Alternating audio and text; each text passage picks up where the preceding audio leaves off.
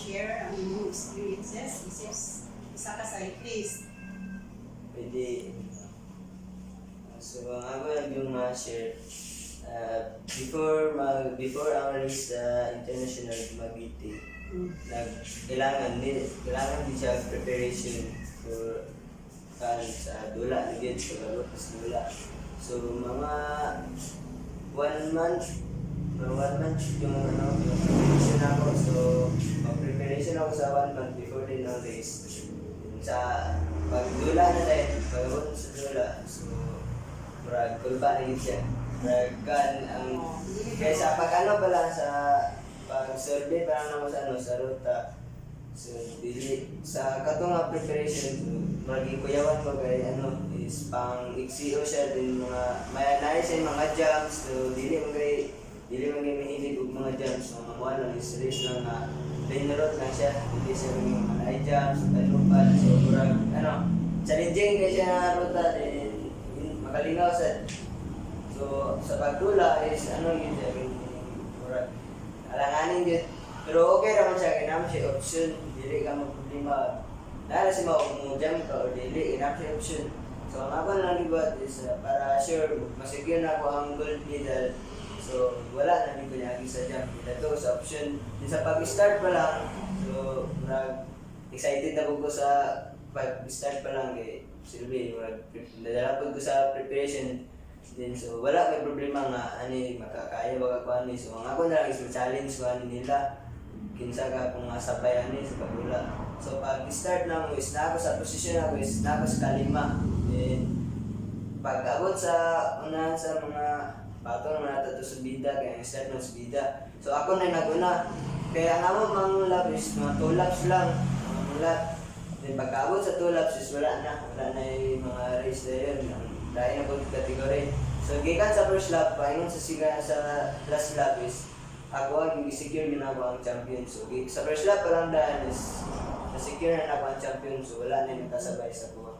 So, mga pag abot sa last lap, na-secure na ako ang champion din. Share na lang po din ko sa mga ruta. Makabot ko finish line ng safety. So, mga ito experience. Sa Dumaguete na siya. Sa Dumaguete.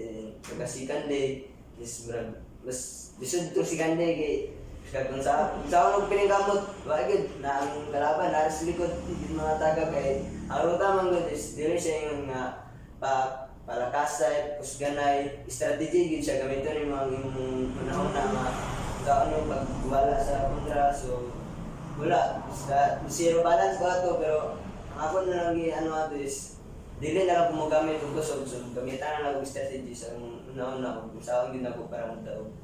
So ang gigamit na lang ako is wala ko nagkalas, wala ko naggamit og kusog. So ako nang giyan na ang akong gimay na lang gibutan ako gitikap sa nga sa finish line. Pag once nga maabot na sa finish line, hindi ko kaboy pag abot na ko sa finish line, pagkita ko sa arko, ayan alay ko maglakas din para press din ang mga kontra.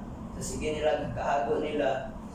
Wala po nila sila kapalo, wala sila ka-remain sila na nga dili din yung trakaso nga dula, strategy din so moto na bawi din ako. So kanang mga strategies din mo ginagamit din at improvement na sa coach or himuha na lang din na? Actually sa mga dili nga na coach na lagi niyo sa kapod ang amo lang kami sa tanan player, but namin sa ka-manager si Julius Giridatoy kano siya dili siya yung mga coach yung manager na siya manager niya ang kami sa player kami na lang dahil. So sa ako man yung pinakabata sa mga din pag-up ako diyan mga 2 years ko na nata kaya then ang ako mga kaban is manay kanya doon kay nag-experience sa gasa na lumba taga sila napitan ba. So ang ilang makagila kung i-share sa ako nga gini ang lumba doon sa gini manay water ka na sundan lang na ayaw pagbatag kuhan wala na sa sinyas. So ang ilang gina-share sa kuha, sunod lang doon ako kung saan lang gina-share sa kuha. Okay.